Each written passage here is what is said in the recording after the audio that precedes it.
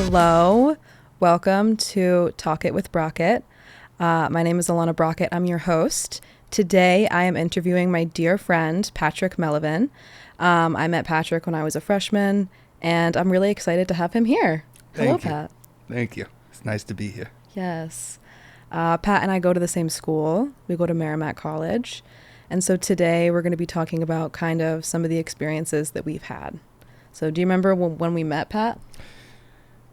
Not the exact date, no, but I know it was early in the It was early year. in the beginning. Mm-hmm. Yeah. And Pat was friends with my roommates, really. Yes. And your friend group was in my roommate's friend group. Yes, And so we kind of met that way. Intermixing. Yes. And it was very fun. It was a very fun. I think our freshman year was pretty stereotypical as just pretty wild. But we are past that point. We are mature adults and doing great. I feel old. Feel very old. Yeah. We are 21 and we feel like it's all downhill from here. Like, very much so. I think freshman year was the most amount of fun I had, and then it just became Yeah. more and more boring as the time went on, I felt like. Yeah. I absolutely agree. I think freshman year was so much fun kind of all at once because it was so new, and we had never lived such an independent life where everything was free and everything was at reach. And so I think you just have so much fun. And then after the novelty wears off, it's kind of like, Yeah. well, this is just my life, Yeah. We were all friends freshman year, too. Yeah. Everyone started to get their own little corners and circles with each other, and Yeah. drama, this and that, but felt like the camaraderie was at its highest freshman year. Absolutely. I totally agree. I think there was just so much like going on freshman year, and I feel like there was just so many different things, and I think our campus has changed so much since freshman year. Dramatically so. Dramatically, and I think that it's been so crazy to like see how much colleges in general just like change over such a short period. I feel like we have a new dorm that is being built that I think started construction sometime last year, maybe. It's dorm building and an academic building. And an academic building. Yeah. And so the academic building will be next semester. They're saying it should be open. And then the new dorm building will be fall of 26, which will be after we graduate, but we wouldn't be living in it anyway because it's for freshmen. So I don't know. I might still come by and visit the academic building at least see how it is. If I get my master's at Merrimack. Yeah. Are you thinking about getting your master's at Merrimack? Maybe not at Merrimack, but I will 100% be getting my master's. Merrimack is just one of my options. Yeah. I've been thinking about getting a master's too, but I don't think I'd get it at Merrimack. I live in Connecticut, for those of you who don't know me. And it's about a 2.5-hour drive. I live in Southbury, and so a little too far for me, but I have loved my undergrad. Yeah. That has been a great 4 years at Merrimack. I will say academically wise, I have gotten almost everything that I've wished for with my professors and out of my classes. So I have been pretty happy in that regard. Yeah, that's great. I think it's so great to succeed academically in college. I think it's just such a huge accomplishment because, I mean, you could say you're college educated, and that's something that not everybody can do. And like even our freshman year, I feel like so many people dropped out. And I know. Transferred. So many friends I made freshman year that dropped out within the first semester, the second. Yeah. It's just, some people get overwhelmed by it. I feel like they have the initial kind of dream of going to college. You go there and then it's not the reality you were expecting. But for some people like me, I definitely went into college having higher hopes and not having those all succeed, but I still kind of just made the most of it. Yeah. You have your friends, you have your group, and you do what you do. Yeah. And I think that's all you can do with just try to make the most of your experiences and the people you meet and the things you do. And, there's a lot of things I would do differently, but I definitely think you just make the most of it. And I think it's been a really great 4 years. Yes. Now, freshman year, Pat, about the end of freshman year, you had a pretty major surgery. Do you want to talk about that? I did. I had a benign tumor on my back. So for those who don't know me, I have a very long medical history of liver cancer as a child, which stemmed to other surgeries from the chemotherapy not being the most successful in having a lot of side effects.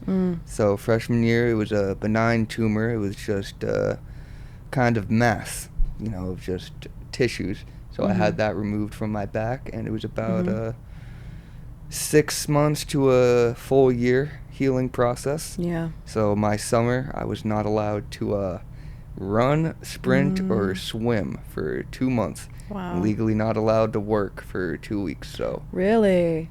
I spent a lot of that summer just kind of finding myself and my belief in myself. So I started the Bible, not to get religiously fanatic, but it just helped me keep my peace twice a day, reading it and just knowing, I have a roof over my head, I have food, I have water, and life could be a lot worse. Yeah. What a beautiful way to think, and kind of to take such a sad situation and kind of turn it into something positive. And I really like that. How did having cancer at such a young age kind of affect you later in your life? Gave me multiple different perspectives early on in life that I think not a lot of children get the ability to see that early on. And fortunately, not enough children do. But my cousin and I both had cancer at the same time. Really? And he passed away, and I did not. And so that kind of gave me the viewship of value in life, I guess. And whereas I survived, but he did not. So at a young age, I started really getting into the philosophy of the value of a human life and what we put out versus what we take in. And it made me sort of realize that inherently at the end of the day, we are all the same and we're on the same planet, but it's how you take it. It's how you react to it. I think just what a beautiful way to think. And I think, it's so difficult, I think, having something like that happen to you, especially so young. And I think we hear so much about childhood cancer and just how terrible it is and how so many kids, don't survive that. Absolutely. And so what was that process like for you kind of after it was all over? Was it truly over? Or did you feel like you still had, like, the side effects were, like, still really bad? It was not over because to this day it's still not over. So after the chemo, I developed a cataract in my left eye and then hearing loss in both of my ears. So that kind of stems throughout my entire elementary school, middle school life, going to get hearing aids refitted. And at one point in 5th grade, I was wearing protective glasses. When you went out into the sun, they would turn into sunglasses. Wow. So that was kind of cool, being in 5th grade, having that kind of gizmo gadget, I would call it. Yeah. So it gave me sort of a unique look on myself because at a young age I was aware that, to the average student that I was seeing and talking to at my school, I was vastly different from the majority of those people. Yeah. Did that affect you at all, like realizing you were so different? Absolutely. I definitely became, I wouldn't say isolated, but I definitely found myself in certain activities or classes realizing that I was more behind than other people were, especially in social settings, realizing that I didn't always get the cues that other people did, but I just kind of took the time to learn it myself. And I think at this age, I feel very confident with who I am, how I speak, and would honestly say that I am even more confident and feel advanced in certain areas. Absolutely. Just because of the amount of work that I've decided to put in. Yeah. And I think that's such a good way to think about it. And just, not everybody can say they've had cancer and that they've, really overcome it and got it at such a young age. Fortunately enough. Yeah. When you were really young, how did kids around you kind of react to it? Did they understand the gravity of what you went through or not really? A good majority of people were very empathetic towards it and very nice, but you always have just certain kids that don't understand it, and they would try to use humor as I wouldn't say a coping mechanism because they weren't coping with anything, but it was sort of their mechanism of understanding how to react to it. And I wouldn't say it would be necessarily the correct way to go about it, but you're children. Yeah. We don't know everything at the end of the day, so I give all of them the benefit of the doubt. Right. Coming into college and kind of, having the experiences that you did, what was that? What did that look like for you? More so than anything, it gave me excitement because I knew that I was someone that would stand out a little bit, and I definitely appreciated that aspect of myself the older I got. Yeah. It sort of became my identification of myself. I knew that I had something that stood out, and if I could use it to my own advantage and have it be something prosperous and not just an anchor weighing me down mentally, I knew I could do something really good in college. Yeah. And I would like to say that was Relay for Life and all of my other accomplishments so far in college that definitely succeeded across more boards than I expected to. Yeah. What is your role in Relay for Life, and kind of what do you do? Explain like what it is. Kind of. I am the creative lead for advocacy, so what we do is advocate against cancer. So I'll be going to the Hope Lodge later one of these months and hanging out, doing activities with certain patients, and it's more so about just spreading awareness for the word. I hand out flyers, and there's charity events going on at Texas Roadhouse, Panera Bread. So if you're watching this, you should definitely go to Panera Bread and Texas Roadhouse at certain times that I could have posted. And you'll be raising some money for Relay for Life. So it's for a good cause, and it's good food. For a good cause. Absolutely. Absolutely. Now, kind of shifting a little bit, what did your sophomore and junior year kind of look like after the surgery? Long healing processes, but sophomore year I would say I definitely took to heart just letting myself have a good time and deserving happiness. Absolutely. I was out with friends a lot of late nights, and I don't regret it. I'm glad I gave myself kind of the break to let loose a little bit, especially once I felt fully healed after my back. Yeah. I was walking and running anywhere I could. That's great. Did you have any hesitations about like coming to college, like knowing your history, or like not really? Absolutely. I think more of my hesitations didn't stem from the surgery itself, but more so of the social aspect. Really? So I was very nervous about rooming with a stranger going into college. Common fear, yeah, but I think kind of more so for you a little bit with kind of what you've been through. Yeah. I lucked out, thankfully, with having two of my hometown friends being my roommates freshman year, and I'm very grateful for both of them, both wonderful people. Yeah, and I think that's really, really lucky and just so great that you had like just such good, compassionate people around you. And I remember freshman year, you know, your friends would always be around you and we would always hang out, and it was just such a good and like supportive energy, and I just like, I love that you had that. I do. I always appreciated the positivity I felt like we all had. Whenever we were together, it was never just looking at our phones. At least we were always talking or trying to have some activity going. Yeah. Now kind of being a senior, what does the road look like ahead for you? Confusing, if I'm being very, very honest. Yeah. So I have a lot of different prospects that I have lined up to do for myself after graduation, but the long-term road, honestly, I don't think anyone truly knows. Right. I think it's just kind of the gift of life, having that mystery. Right. How has your academic journey been in college, aside from everything else? I would say it's been more or less pretty good. I would not say I'm a excelling student, but I'm succeeding pretty well. I have average A's, average B's, more often than not B's, but I've been succeeding in all my classes. That's great.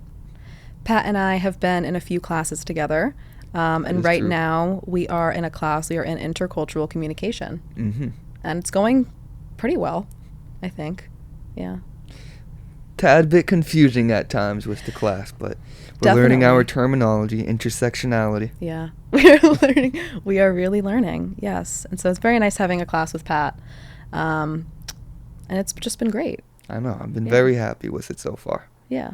It's nice having at least a few familiar faces in it as well. Yes. It's very nice. I feel like with being a senior and being in like major classes, I feel like it's just a lot of the same people. And so something that I really like about college is that, you know, you see just so many familiar people, and that's been really, really nice, because I feel like it's not just like, because when you're a freshman and everything is so overwhelming, it's like a random person it's like random people in all of your classes. And then kind of as you move forward in college, it's like more familiar people, and I just like love it. And especially with Merrimack, all the classes are a high school-esque setting. It's not big lectures with 100 students. Yeah. So at least with all of our classes, with our majors, it's just at most 25 people per classroom. Oh, yeah. You've gotten to know all of these students over the past 2 years with your classes according to your major. So none of them really feel like you're just in a room with strangers. These are all people you know that you've learned with for the past few semesters, and it just gives it more of that community feel, especially with people that are scared leaving high school and going to those huge classrooms, not knowing what to do or not hearing everything. I feel like that gave me a much easier transition going into school. Absolutely. And I think that was probably what drew a lot of people to Merrimack specifically, is because we are a private college, but we're small. I think average of 4,000 students, I want to say, as of a few years ago, probably a little bit bigger now, but not crazy, nothing like UConn or anything. Yes. Because I feel like when you have massive classes and you have so many students, you can kind of get lost a little bit sometimes. It might be harder to get resources, like if you need counseling, it might be harder to get, go to the health center. It might be harder to get help from professors, like just anything. And I feel like at Merrimack, anything that I've needed, like I've had to go to the counseling center a few times, like I've always been able to do that really promptly. And I think, a big school would be really hard. And so I really like that about our school. I would say that too. All of my professors or any other secondary help I need from faculty always respond in a timely manner. Yes. I'm never waiting multiple days for a response. Absolutely. And it'll always feel personal that they're actually reaching out with care. Yeah, it feels personal. And I think that's just such a key aspect that in big universities like that gets so lost. And like you said, I think a lot of people are so scared to make the transition to college after high school. And I think that being in a smaller college can help so much with that. And I think, Merrimack definitely has has problems like every other college in the world. But that part of it has been so helpful for me and for you as well, too. I've been very grateful for that for the last 3 years. Yeah. Yeah. The food definitely, is a little bit of a different story. But actually I learned this recently, that most colleges and universities in America have the same like food distributor. It's like Sodexo. I was going to say Sodexo. Yeah. I've already heard of it. Yeah, for like everyone. And so I think that even if we transferred to another school, which we'd never do, but if we did, it would probably be very similar food. That's what gave me a lot of disappointment finding that out about colleges, because I agree the food situation definitely leaves a lot more to be desired. Yep.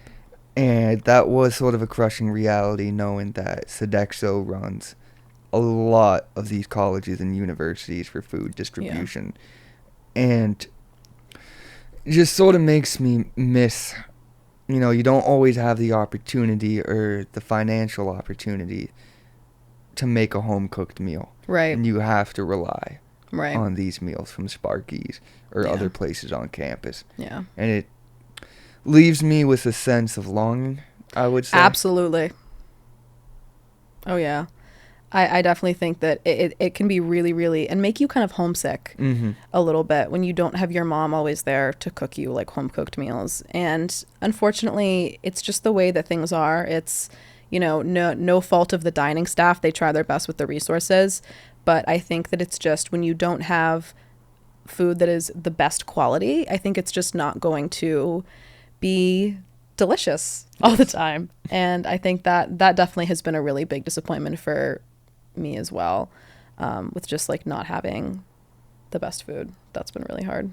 I 1,000% agree with it. Yeah. Any other day, I would choose having a home-cooked meal over Sparky's. Absolutely. Do you feel like since we got there in fall 2022, do you feel like the food has gone downhill since then? Absolutely. And I would say that has to do more with the structures of these food places on campus. With the den, how it was organized and structured freshman year, to its complete loss over the past few years. I am so upset. So we have a section of our school that we call the Den, and it is a place where you can get smoothies and you can get sandwiches. And the first half of our freshman year, it was very different. You could go in it, and it had snacks, it had subs, it had salads, and they also had, which I really miss, late night food, which it started at, I want to say 9 and went till midnight. Some days on the weekends, though, it would be much later. It would start at midnight, I feel like. I think you're right. Yeah. And it was just so convenient because, like, it would just be chicken tenders and fries. But, like, college kids love that. Like, it was amazing. Like, they would have mozzarella sticks, like, such, like, good late night food. And now at Merrimack, unfortunately, there's not too many food options after 8 o'clock, which... my sophomore year, when I really relied heavily on like the dining hall, that was so hard for me, like not being able to eat like an actual meal, not just like snacks after 8 o'clock. But the second half of our freshman year, they remodeled the Den completely and made it so that you can't go in it. And so it's just like, you just walk up to it, and totally changed it. And it was very different. And after that, it kind of just went downhill. I feel like there was just so many things that I felt like we really need in our school, like food late at night, that we no longer have. And so I definitely think, the longer you will stay at a school or university, like you will see things change, and things don't always change for the better. And so that was something that I really, really did not like. I was very disappointed to come back and see that. Very disappointed by it as well. The introduction of the Mac Mart as well brought a lot of higher price for snacks as well. I feel like the one upside to the Mac Mart, I would say, is the introduction of their employee, Christopher. I don't know if you have met him. I love him so much, Pat. He is a beacon of hope. He really is just the best. He's such a sweetheart. He brightens my day, and that is something I am so thankful for. The Mac Mart itself is, it is what it is. It's, the college is going to try to make money anywhere they can, which is something that I learned freshman years. They will squeeze every single dollar out of you, even though you pay tuition. But Christopher has just been such a ray of sunshine and such a light in everyone's day. And on our anonymous app, Yik Yak, that we have, people always talk about him and just talk about how much they love him and when his birthday is and all that. He always takes the time to ask you how your day is doing. Always. And to just always give you some sort of nice phrase, a compliment. And it just always feels genuine that he's just actually trying to make someone happy. And I don't know how you could not respect that or appreciate it. It always leaves me smiling and feeling happy. Yeah, it always makes your day a little bit better, when people really show you that they care and really make an effort. And I mean, I'm sure he sees like hundreds of students a day. There's always people in the Mac Mart, always. And he takes his time with everybody, and like, even if, you'll use your Mac card instead of your card, like, he's like, it's okay. Like, don't worry about it. Like, he's just the sweetest. Like, he is so kind. And so I'm very thankful for him. Very, very thankful for the Mac Mart because of him. But it is definitely a problem that, like, the food items in the Mac Mart are so overpriced. I would say almost triple the price. Yes, it is triple the price. That retail is. And that has been terrible. And I think, like, a really unfortunate and harsh reality of college, not really Merrimack specifically, but all of them, is that they are pretty greedy. And, like, even if you pay $70,000 in tuition, they still want more money. For a small snack bag of Cheez-Its, just an individual snack bag, I believe it's $4. Yeah, that's not right. That is not right. And so I feel like there's so many examples of that. One that comes to my mind is Monica's. I'm not sure if it's still like this, but I know at some point they have, after 8 o'clock, it was like you could only buy things. Like, you could not use meal swipes anymore at Monica's. Like, you had to purchase things. I do not go to Monica's enough to know if that would be true Yeah. or not, but I would not be surprised if that is true. Yes. Monica's is another place on campus that they have food besides our dining hall. Mm-hmm. And I don't go there too often just because when it first opened up, which it opened up, I think, maybe second semester of our freshman year, something like that. I had a lot of the food there, and I just got sick of it after a while. Like, it was just the same thing, and like they don't really change the menu at all. So it's just, which I think they should, to kind of offer different and new things, but they don't. And so I think after a while you're just going to get sick of it, especially if the menu is not super big. But I was very upset by the fact that after 8 o'clock, you could no longer use meal swipes. You had to buy. If you wanted something, you had to buy it. And I think that is so upsetting and unfair because it's like kind of what I mentioned earlier. We do get hungry after 8 p.m. We do. And it just feels really frustrating to pay so much money to going in a college. And also, by the way, paying for a meal plan as well. Paying for both of those things that are so extremely expensive and then still having to buy things on campus. And so I think that the more that I've been at Merrimack, the more I think I've had to learn. And I think now we have apartments, you know? And I believe you have been living in an apartment this is your second year in an apartment, right? Yes. You were in an apartment last year too? St. Thomas Seniors Apartments. Mm-hmm. And so have you been able to find that, like, with your kitchen and everything, like, you're able to cook more food, or, like, what do you do? It's like, I would definitely say I have more of an incentive to cook food now, especially having a stovetop, oven, an air fryer. I have multiple different ways to cook food. It's just more so it's financially cooking becomes difficult. Right.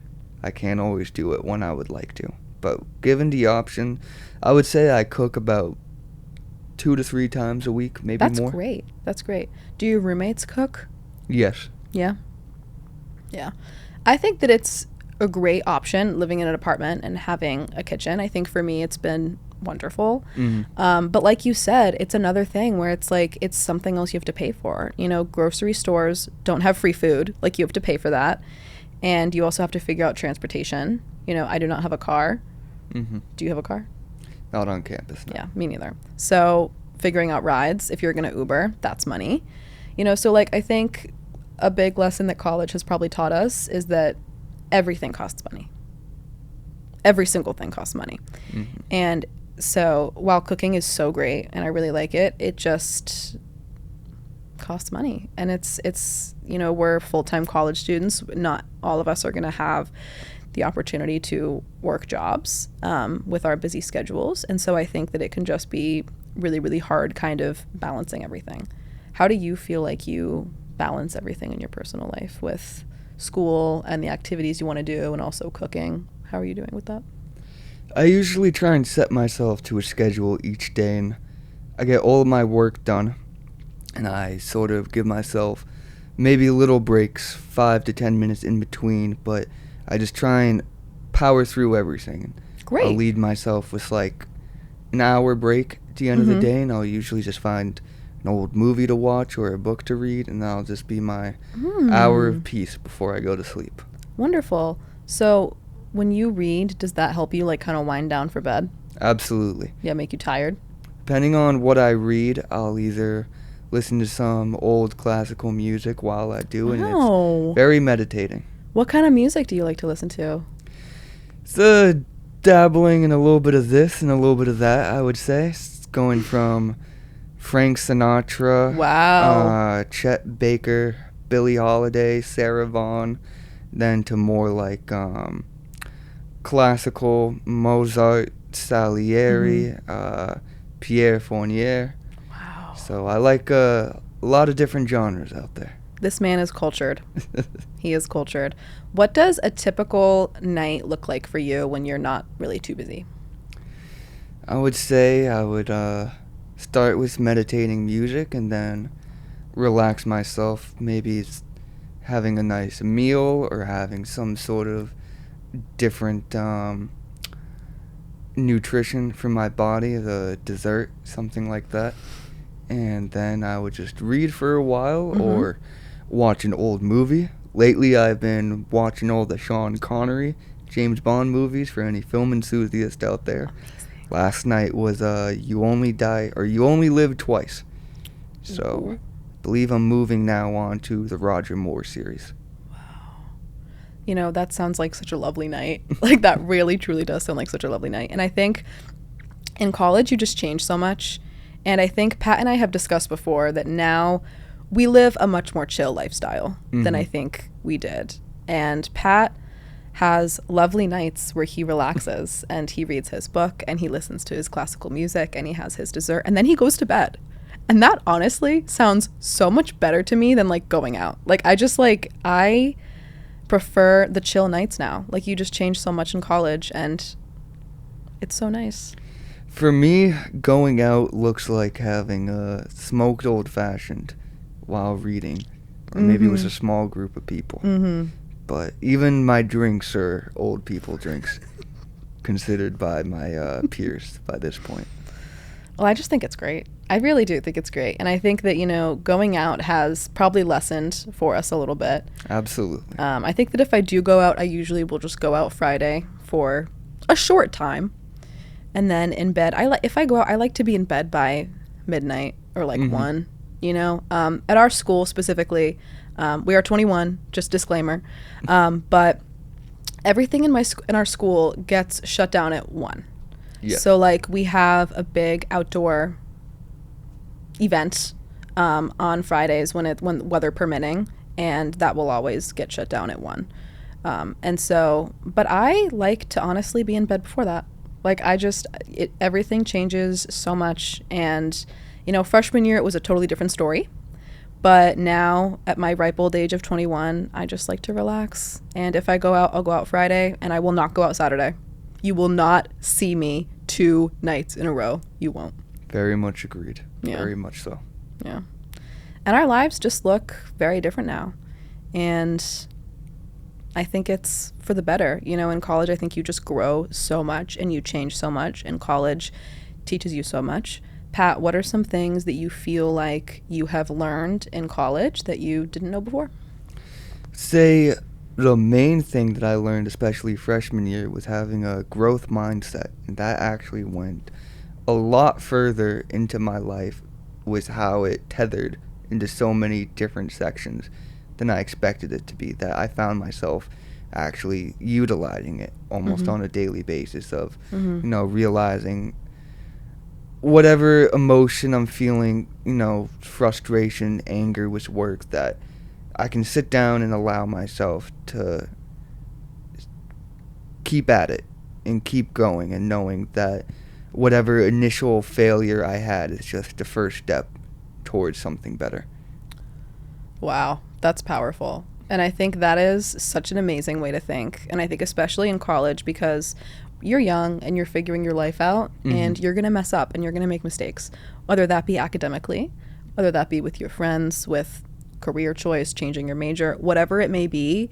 It is such a time for growth, literally growth. And Absolutely. So you cannot, you know, beat yourself up with every single failure. And I think that is just such a great way to think.